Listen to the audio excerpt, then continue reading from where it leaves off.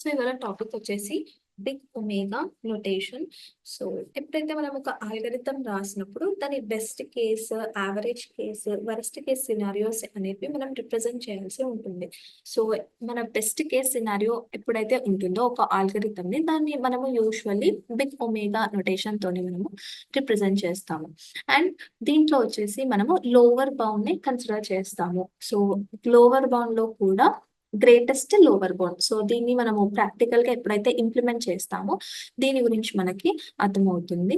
And it is represented as f of N equals to omega of G of n. If అంటే ఈ condition అనేది satisfy అవుతుంది, but based on ఏంటి ఈ condition, that is F of N అనేది is greater than or equals to C dot G of N. So F of ఎన్ ని మనము G of N order లో చెప్పొచ్చు, omega of G of N order లో చెప్పొచ్చు. But ఎప్పుడు అంటే ఈ కండిషన్ ని అది సాటిస్ఫై అయినప్పుడే అలా మనము రిప్రజెంట్ చేయొచ్చు. సో దీంట్లో వచ్చేసి సి అనేది constant and f and g అనేది functions of n. And n వచ్చేసి ఇక్కడ number of size or steps of n algorithm. So algorithm execute అవ్వడానికి ఎన్ని స్టెప్స్ అయితే ఉంటుందో సో దాన్ని మనము ఎన్ గా రిప్రజెంట్ చేస్తాము. సో ఇది వచ్చేసి బిగ్ ఒమేగా నొటేషన్. సో ఇక్కడ మనము ఒక ఆల్గరిథం యొక్క బెస్ట్ కేస్ సినారియోని ఇన్ టర్మ్స్ ఆఫ్ బిగ్ ఒమేగాగా రిప్రజెంట్ చేస్తాము. అండ్ దీంట్లో గ్రేటెస్ట్ లోవర్ బౌండ్ ని కన్సిడర్ చేస్తాము. సో ఇప్పుడు దీన్ని మ్యాథమెటికల్ రిప్రజెంటేషన్ చూద్దాము. అంటే ఈ కండిషన్ అనేది ఎలా వర్క్ అవుతుంది ప్రాక్టికల్ గా అనేది ఒకసారి చూద్దాము. సో ఇక్కడ వచ్చేసి మనము ఈ బిగ్ ఒమేగా యొక్క మ్యాథమెటికల్ రిప్రజెంటేషన్ అనేది చూస్తున్నాము. సో ఎఫ్ ఆఫ్ ఎన్ ని మనము omega of G of N order గా చెప్పొచ్చు. బట్ వెన్ ఈ కండిషన్ అనేది ఎప్పుడైతే సాటిస్ఫై అవుతుంది అండ్ సి వాల్యూ, ఒక పర్టికులర్ సి వాల్యూ అనేది మనకి కావాలి అండ్ ఆల్సో ఎన్ వాల్యూ అనేది ఏంటి, సో ఈ కండిషన్స్ అనేటివి మనము ఒకసారి చెక్ చేయాలి. So let f of N equals to 2n² plus n. So for example ఒక ఆల్గరిథం తీసుకున్నాను అని అనుకున్నాము. సో దాని నుండి నేను లైక్ 2n² ప్లస్ ఎన్ అనే టైం కాంప్లెక్సిటీ అనేది తీసుకున్నాము అని అనుకుందాము. సో ఇప్పుడు f of N equals to 2n² plus n. So ఇది వచ్చేసి ఒక ఆల్గరిథం యొక్క time complexity for example. So ఇప్పుడు నేను ఈ ఎఫ్ ఆఫ్ ఎన్ ని జీ ఆఫ్ ఎన్ ఆర్డర్ గా చెప్పాలి. సో ఎలా చెప్పాలి అనేది క్వశ్చన్. సో ఇక్కడ ఆల్రెడీ మన కండిషన్ ఉంది, F of N equals to omega of G of N. So ఇక్కడ మనకు వచ్చింది ఏంటి, like F of N 2n² plus N equals to omega. So omega of G of N అంటే ఇప్పుడు నాకు జీ ఆఫ్ ఎన్ వాల్యూ అనేది ఏం ఉండాలి. సో ఏం ఉంటే నేను ఇది చెప్పొచ్చు and also F of N అనేది it will be what always greater than or equals to C dot G of N గా ఎలా చెప్పొచ్చు అనేది పాయింట్. సో ఇప్పుడు నాకు ఈ condition F of N value నుండి జీ ఆఫ్ ఎన్ ని నేను ఎలా తీయాలి. So greater than equals to C dot so G of N value అనేది ఏమి ఉండాలి. సో ఆల్రెడీ మనము చూసాము like G of big ఒమేగాలో here we consider only lower bound అని అంటున్నాము, అంటే లోవర్ బౌండ్. సో ఇక్కడ మనం చూసుకుంటే మన ఫంక్షన్ లో సో మన ఈక్వేషన్ లో 2n² ప్లస్ ఎన్ వచ్చింది. సో ఇక్కడ లోవర్ బౌండ్ చూసుకుంటే ఎన్ అని వస్తుంది, బట్ మనం ఏది కన్సిడర్ చేయాలి, like greatest lower bound. So ఇక్కడ మనము ఎన్ తీసుకోవచ్చు, n² తీసుకోవచ్చు, బట్ గ్రేటెస్ట్ లోవర్ బౌండ్ కాబట్టి మనం ఇక్కడ n² ని కన్సిడర్ చేద్దాము. సో ఇప్పుడు మనకు వచ్చిన ఈక్వేషన్ ఏంటి, like 2n² plus n greater than or equals to C dot G of n².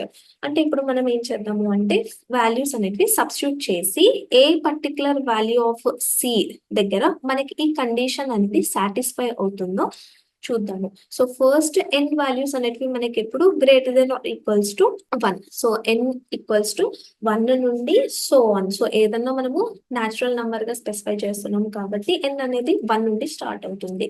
So C value at specific c value position ఏంటి అండ్ ఆ పొజిషన్ దగ్గర ఈ కండిషన్ అనేది ఎలా సాటిస్ఫై అవుతుందో చూద్దాము. సో స్టార్టింగ్ సి వాల్యూ అనేది మనము 1 అండ్ ఎన్ వాల్యూ అనేది 1 సబ్స్టిట్యూట్ చేసి చూద్దాం ఒకసారి. సో ఇక్కడ వచ్చేసి C equals to 1 and N equals to 1 substitute చేసాము. సో సి వాల్యూ 1 అయినప్పుడు మన కండిషన్ అనేది సాటిస్ఫై అవుతుంది, that is F of N అనేది it is what greater than or equals to C dot G of N prove అయింది. When C equals to 2 and N equals to 1 substitute చేసినప్పుడు కూడా F of N అనేది it is not greater than C dot G of n and c equals to 3 and N equals to 1 దగ్గర కూడా మనకి condition అనేది satisfy అవుతుంది. And but c equals to 4 and N equals to 1 ఎప్పుడైతే మనం substitute చేస్తామో అప్పుడు మనకి కండిషన్ అనేది ఫెయిల్ అవుతుంది. అంటే మనకి ఇక్కడ C dot G of N అనేది గ్రేటర్ అవుతుంది. అంటే like 4 and so on. So మనం ఏ వాల్యూ తీసుకున్నా కానీ మన C dot G of N అనేది ఎఫ్ ఆఫ్ ఎన్ ఫంక్షన్ కన్నా గ్రేటర్ అయి ఉంటుంది. సో ఇక్కడ ఆల్రెడీ మనం చూసాము దట్ ఈస్ బిగ్ ఒమేగాలో.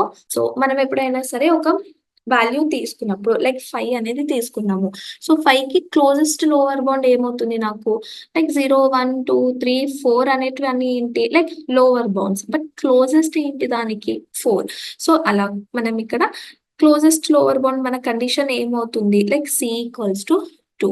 సో మనం C equals to 2. So C value ఎప్పుడైతే మనకి 2 ఉంటుందో అండ్ ఎన్ వాల్యూ అనేది greater than or equals to 1. So 1 కంటే ఏదన్నా ఉన్నప్పుడు మనకి ఏమవుతుంది ఆ కండిషన్ అనేది సాటిస్ఫై అవుతుంది. అంటే సి వాల్యూ 2 ఉన్నప్పుడు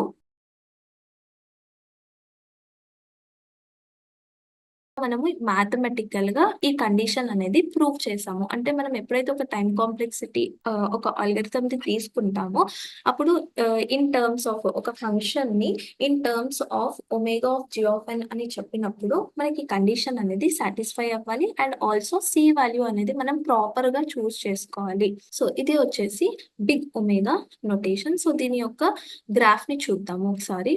సో ఇది వచ్చేసి బిగ్ ఒమేగా నొటేషన్ యొక్క గ్రాఫ్. సో ఎక్స్ యాక్సిస్ లో input size and y axis లో టైం ని రిప్రజెంట్ చేస్తాము. అండ్ ఆల్రెడీ చూసాము f of n and g of function graph. So certain value వరకు ఎఫ్ ఆఫ్ ఎన్ వాల్యూ అనేది fluctuate అయ్యి దాని తర్వాత లైక్ ఇందాక మనం క్యాలిక్యులేట్ చేసినప్పుడు సమ్ కాన్స్టెంట్ వాల్యూ దగ్గర ఏమవుతుంది ఎఫ్ ఆఫ్ ఎన్ వాల్యూ అనేది సి డాట్ జిఎన్ ఫంక్షన్ కన్నా ఎక్కువ అవుతుంది. సో ఇది వచ్చేసి బిగ్ ఒమేగా నొటేషన్ ని ఇలా రిప్రజెంట్ చేస్తాము. థీటా నొటేషన్ ని చూద్దాము. సో ఒక అల్గోరిథం యొక్క బెస్ట్ కేస్ నేమో మనము ఒమేగా నొటేషన్ తోనే డిస్క్రైబ్ చేస్తాము అండ్ వరస్ట్ కేస్ సినారియోని బిగ్ ఓ ఆఫ్ నొటేషన్ తోనే రిప్రజెంట్ చేస్తాము. అదే యావరేజ్ కేస్ సినారియోస్ ని థీటా నొటేషన్ తోనే రిప్రజెంట్ చేస్తాము.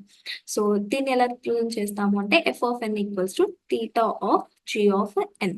సో ముందు ఇందాక చూసినప్పుడు మనకి ఓన్లీ ఒకటే కాన్స్టెంట్ వచ్చింది. బట్ యావరేజ్ కేసెస్ లో మనం 2 కాన్స్టెంట్స్ ని కన్సిడర్ చేస్తాము. సో మనం ఎఫ్ ఆఫ్ ఎన్ ఫంక్షన్ ని జి ఆఫ్ ఎన్ ఆర్డర్ గా ఎలా ఎప్పుడు చెప్పొచ్చు ఎప్పుడు అంటే ఈ కండిషన్ సాటిస్ఫై అయినప్పుడే మనం ఆ కండిషన్ అనేది ట్రూ అనేది చెప్పొచ్చు. That is C1 dot G of N less than or equals to f of n which is less than or equals to C2 dot G of N. So ఇక్కడ f and g అనేటివి 2 functions of n and C1 and C2 అనేటివి constants and ఎన్ అనేది same number of size. So దీన్ని మనము mathematical గా ఎలా represent చేస్తారో చూద్దాం ఒకసారి. సో ఇక్కడ వచ్చేసి మనము ఎఫ్ ఆఫ్ ఎన్ ని G of so theta of G of N order గా ఎప్పుడు చెప్పొచ్చు అంటే లైక్ ఈ కండిషన్ అనేది సాటిస్ఫై అయినప్పుడు. సో సేమ్ ఇందాక తీసుకున్నట్టే ఎఫ్ ఆఫ్ ఎన్ ని మనము 2n² ప్లస్ ఎన్ లాగా ఫర్ ఎగ్జాంపుల్ తీసుకుంటున్నాము. సో C1 వాల్యూ ఏమవ్వాలి అండ్ C2 వాల్యూ అనేది ఏమవ్వాలి అండ్ ఎన్ అనేది ఎప్పుడు మనకి greater than or equals to 1 అనే కండిషనే ఉంటుంది. సో ఆల్రెడీ మనం చూసాము like big O of notation లో F of N less than or equals to C dot G of N లో మనకి సి వాల్యూ అనేది 3 వచ్చింది. సో ఇక్కడ మనం చూసుకుంటే లైక్ ఈ కండిషన్ అనేది ఇక్కడ అవుతుంది. సో అందుకని దీని వాల్యూ మనము 3n² లాగా కన్సిడర్ చేసాము.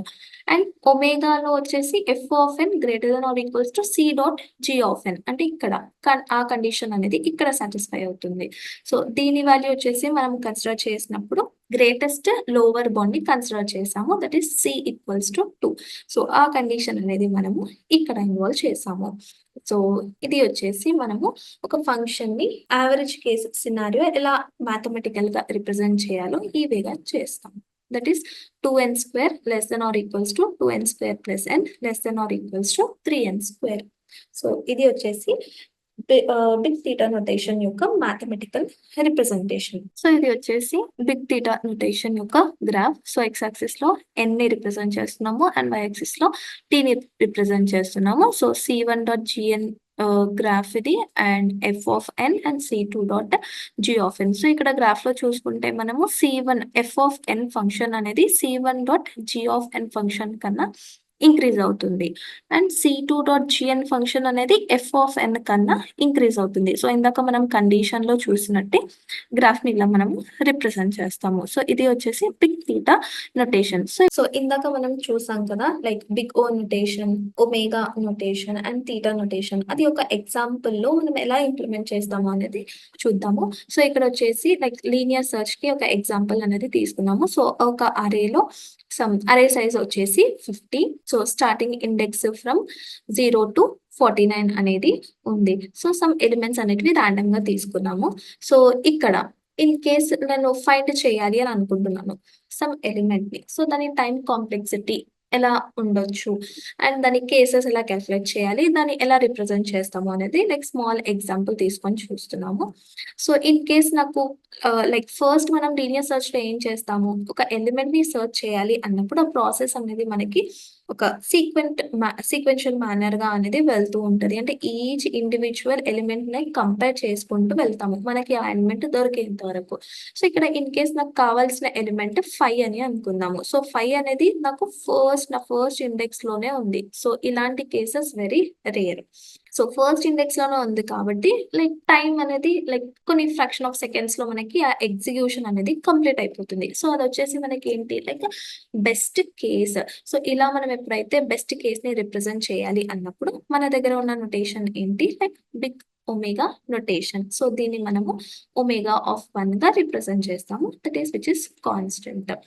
సో, మనకి ఎలిమెంట్ ఎప్పుడు స్టార్టింగ్‌లోనే ఉండదు కదా! లైక్ వరస్ట్ కేస్‌ని మనం కాలిక్యులేట్ చేసుకోవాలి. So, in case worst case అంటే లైక్ లాస్ట్ ఇండెక్స్‌లో ఉండడము. అంటే మనం ఏం చేయాలి? ఫస్ట్ స్టార్టింగ్ ఇండెక్స్ 0 నుండి లాస్ట్ ఎండింగ్ వరకు ఈచ్ ఎలిమెంట్‌ని కంపేర్ చేసుకుంటూ వెళ్ళాలి. ఇక్కడ నా అరే సైజ్ 50 ఉంది. ఓకే. ఇన్ కేస్ 100 ఉంది, 1000 ఉంది. అంటే ఎండ్ ఎంత అయితే ఉందో అంతవరకు కంపారిజన్ అనేది జరుగుతూ వెళ్ళాలి. సో, అదొచ్చేసి మనకి వరస్ట్ కేస్. సో, ఎప్పుడైనా ఒక ఆల్గోరిథం యొక్క వరస్ట్ కేస్‌ని డిస్క్రైబ్ చేయాలి, రిప్రజెంట్ చేయాలి అన్నప్పుడు మనము బిగ్ ఓ నొటేషన్‌కి వెళ్తాము. సో, ఇక్కడ బేస్డ్ ఆన్ ద ఇన్‌పుట్ అనేది మన వరస్ట్ కేస్ అనేది వెళ్తుంది. సో, దీన్ని మనము బిగ్ ఓ ఆఫ్ ఎన్‌గా రిప్రజెంట్ చేస్తాము. So, for example in case నా ఎలిమెంట్ 2 అయి ఉంది అని అనుకుందాము. In case some middle of the అరే. సో, అదొచ్చేసి మనకి యావరేజ్ కేస్. సో, యావరేజ్ కేస్‌ని మనము తీటా ఆఫ్ n/2గా రిప్రజెంట్ చేస్తాము. అండ్ ఇక్కడ మనము కాన్స్టెంట్స్‌ని యూజువల్లీ ఇగ్నోర్ చేస్తాము కాబట్టి మనకిక్కడ తీటా ఆఫ్ ఎన్‌గా ఇక్కడ రిప్రజెంట్ చేస్తున్నాము. సో, ఇలా వచ్చేసి మనం ఒక అల్గోరిథం రాసినప్పుడు దాని టైమ్ కాంప్లెక్సిటీని ఇలా అనలైజ్ చేసి ఈ నొటేషన్స్ వేలో మనము రిప్రజెంట్ చేస్తాము. సో, దీని ద్వారా ఏ ఆల్గోరిథం అనేది బెస్ట్‌గా పెర్ఫార్మ్ అవుతుంది. దాని టైమ్ కాంప్లెక్సిటీ కానీ, స్పేస్ కాంప్లెక్సిటీ కానీ ఏది మినిమమ్‌లో వర్క్ అవుతుంది అనేది మనము చూజ్ చేసుకోవడానికి ప్రాపర్‌గా ఉంటుంది. సో, ఇది వచ్చేసి మన annotations. Big o notation. So, ఇది వచ్చేసి మన notations. That is big o notation and omega notation and theta notation.